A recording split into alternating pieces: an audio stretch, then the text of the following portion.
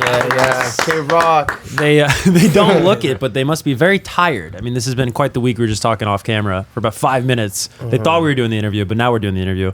San Francisco, Kimmel, what else? The Troubadour. Run me through the week that you guys have had. Troubadour, San Fran. I don't remember. Rickshaw Stop. It's all such a blur. Yeah, I know. It's one long day. Yeah. We never 80 sleep. hours. We've Not been much working so sleeping. hard, man. Well, when is that? Living our dream. It's a lot of work, but it's fun work, right? Yeah, it's Yeah. fun work. When did it start to get crazy like this?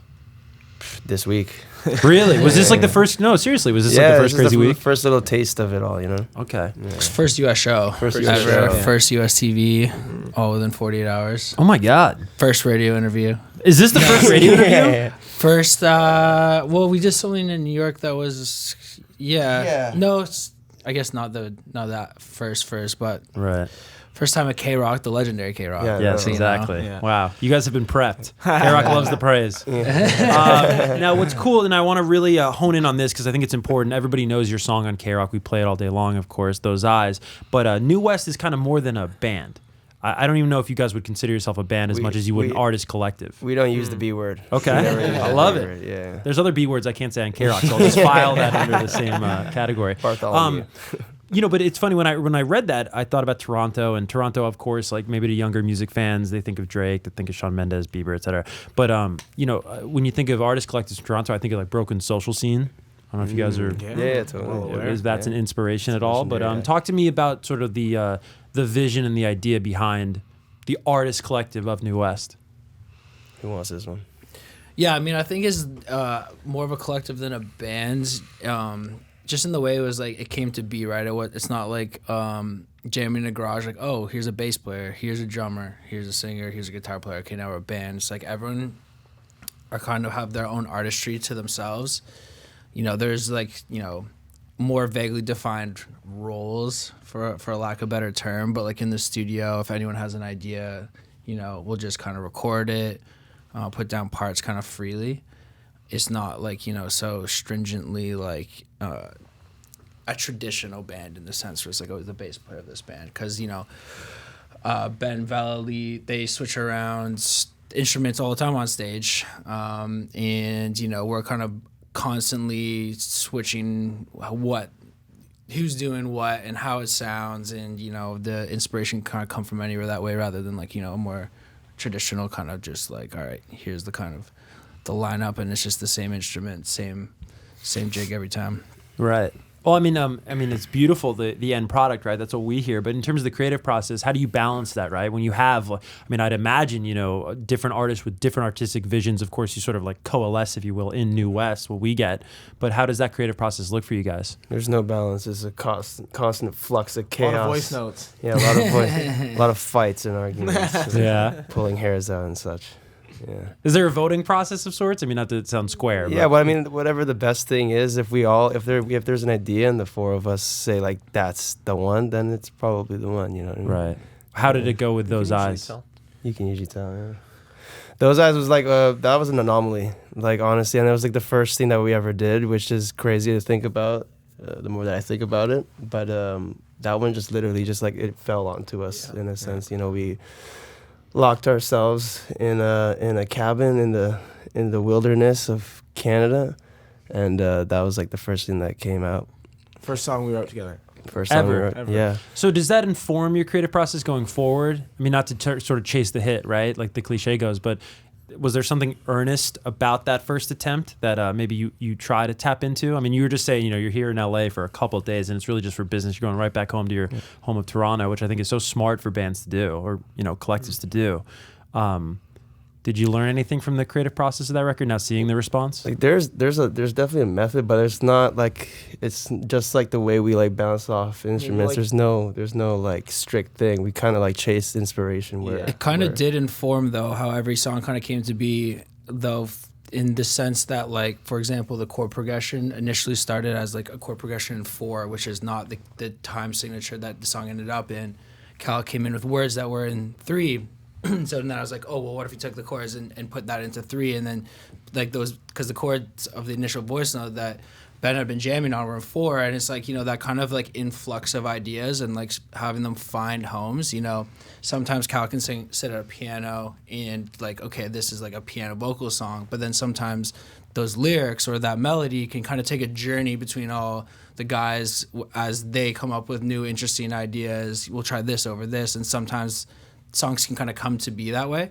Yeah. Not every time, but you know, that was kind of the first time where that did like kind of happen. It's like, oh, you know, that's like one way to make music that's not, it's less traditional, you know, than like adding parts. It's almost like kind of putting spins on it. If it's not immediately like Kyle said, if everyone's like, yeah, then like that's kind of the idea. But if it's like, yeah, it's cool, but like, you know, then sometimes there's like more life into it, and the inspiration for what brings it to life can kind of come later and from anywhere. Yeah. And like that song was a good example of it, because like Kyle just said, it was started at the cottage, but like it did take a while to eventually get completed. But the initial essence of it kind of came from that, and then it kind of took a couple twists and turns. And I think like a lot of the songs do that, which is what kind of does separate it from a traditional band thing, which is kind of cool. Yeah. You know, the pandemic, of course, was really hard on a lot of artists, and it's largely thought of as, you know, a negative thing in the artistic space. But from reading about you guys, you guys bonded because, I guess, of the proximity. Would you say that's fair to say? Yeah. We lived together.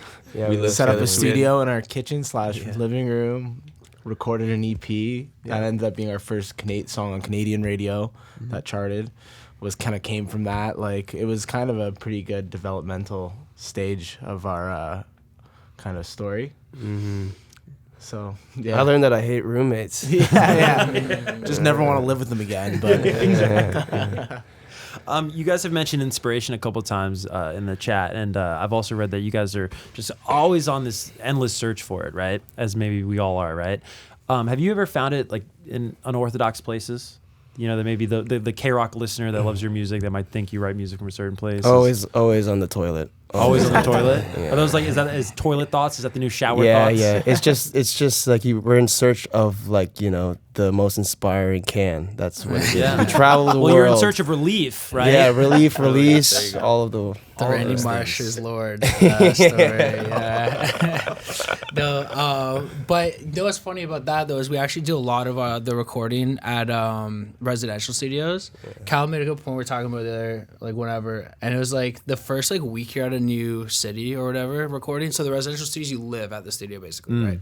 So you can kind of like pop in like way more freely. It's not like you take like a 45-minute Uber to the studio. And anyways, the first week we tend to like, there tends to be like a wave of kind of new material, and then we kind of dial in from there kind of thing.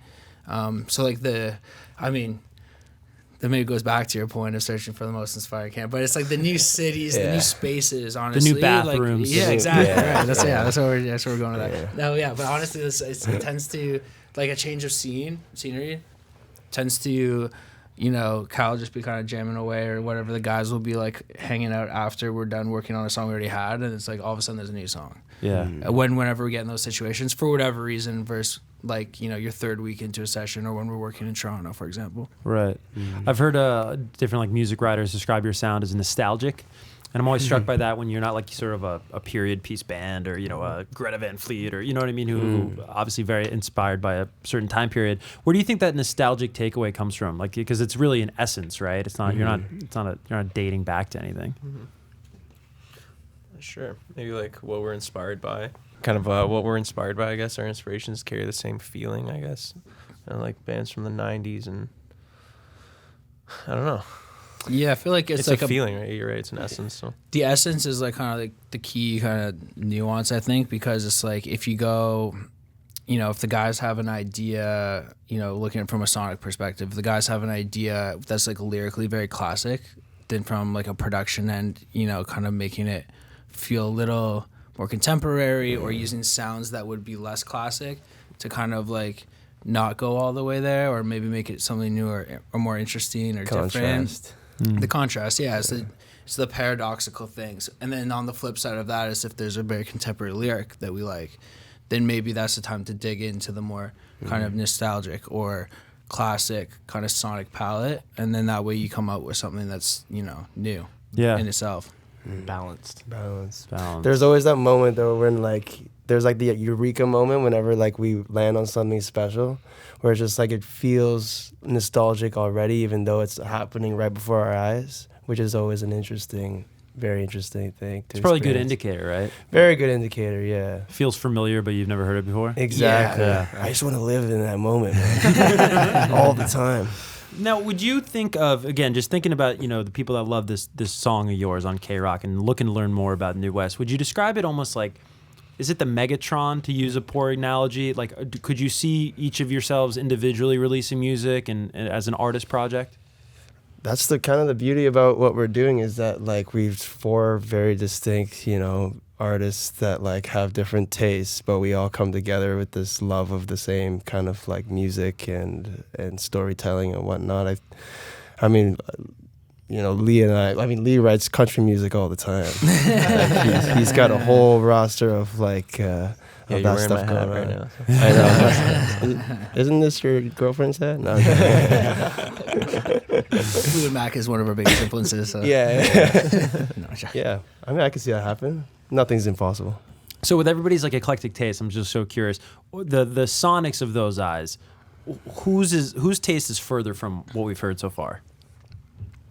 Like, Furthest? yeah, whose individual music would sound the most different from what we know to be those eyes in New West? Oh, well, if you heard me sing, definitely. So, You're the one non-singer, right? That's what I was told. Dude, you need to get this guy rapping. You need to hear him rapping, man. Yeah, you It's should hear unreal. rap. Yeah. No, but I feel like the thing that we all have in common is like an eclectic taste. Honestly, it's like this maybe be a cop out answer, but it's like these guys could make any music, right? It's kind of unified by the sound. It's a little bit of a like- cop out answer. Yeah, it's like I don't know. I mean, you guys could say it's like it's like figuring out what you sound like as an artist is almost the hardest part. You know? And I feel like that's like a pretty loaded thing. But maybe these guys are just like, no, I want to drop an electronica. I don't know.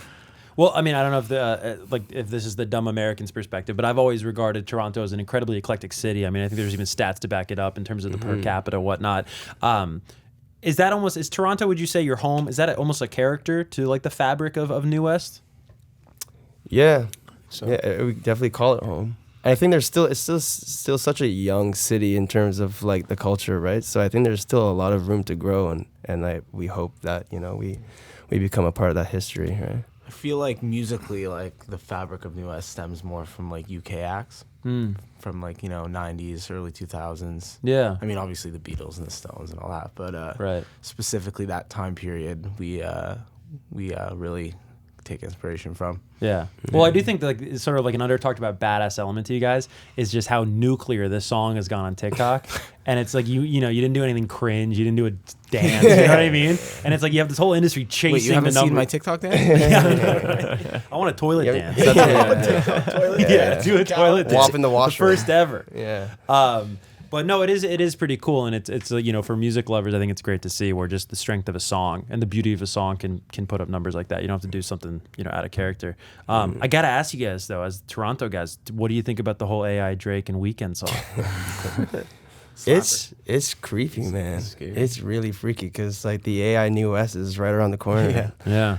Putting us out of business. But you know what makes the job easier? You think it would, but in all seriousness, because I find it kind of fascinating because it almost reminds me of like when downloading came out and everyone thought that was gonna like kill It's music. the modern day and Napster. Well, right. Yeah. Right. I guess people, I thought that was like a pioneering point of view. I guess Yeah. everyone's saying that. Yeah. But Grimes came out and was like, dude, use my voice. Let's split the royalties 50-50. Like, how do you guys feel about that as artists seeing the rise of it? You can't You win. don't have to write any songs anymore. Exactly. You Yeah. sit back and collect checks. Exactly, man.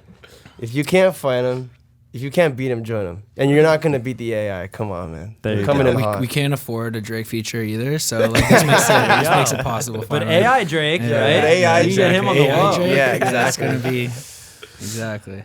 So what is next for you guys? Got a Shake show Shack. in New York. Yeah, New Coming up York. in about a The week. Bowery Very Bowl. cool. 29th, Oh, the yeah. Bowery. Mm-hmm. That's really cool. Yeah. You ever been there before? Never. No. The upstairs is like real crickety. So if you got any friends like going to the show, like it feels like it's. I mean, God forbid, Might but come every time down. I'm up there, I'm like, this is gonna collapse, dude. But it's a beautiful venue. It's really intimate. It'll be really cool. Sweet. I mean, looking Yeah, and we got an forward. album on the way. And we have an album on Okay. the way. We're working on an That little album. thing. That'd be good to Yeah. mention on the KROQ interview, right? How done is the album? Pretty done, honestly. There is an It's, album. Yeah, mixing, kind of digging into the mixes right now. Leaving room to still be flexible, but we're trying to have it in and done because we have like a great collection of music, and it's time Yeah. to just like seal it up and get a more complete kind of picture out there. Because I feel like this album is more. I feel like when we were putting out singles, we were pushing the boundaries of what we liked and could do. So in doing that, there's like an inherent lack of cohesion. And this is going to be like the first, it's our first album. So it's like the first actually cohesive body of work where it's like, everything is meant to kind of live together. Yeah. Rather than collections of singles. I guess the first EP was the closest thing we've done to that, but and the second one actually. But most by and large we've just been putting out singles, and it's exciting to release like a body of work that is a body of work. It's not Right. a collection of singles that we had been writing and experimenting with different sonics and sounds and all that. It's more of like, okay, here is an album, and top to bottom it's like is very us. Have you guys gotten the pressure yet of like give us another Those Eyes? No. No. We have That's 9 awesome. more of those That- eyes coming. So. All of the speeds. That nose, Sped that up. chin. Yeah. The album's We can go all the actually- way, man. I've Now that's played what I back call speed. anatomy. Well, guys, thanks so much. I know it's a busy week as you were telling us, so thanks so much for stopping by KROQ. Dude, our Thanks for pleasure. having us. Thank you for having us. Pleasure. Thank you for supporting the record. It means the world, honestly. Yes.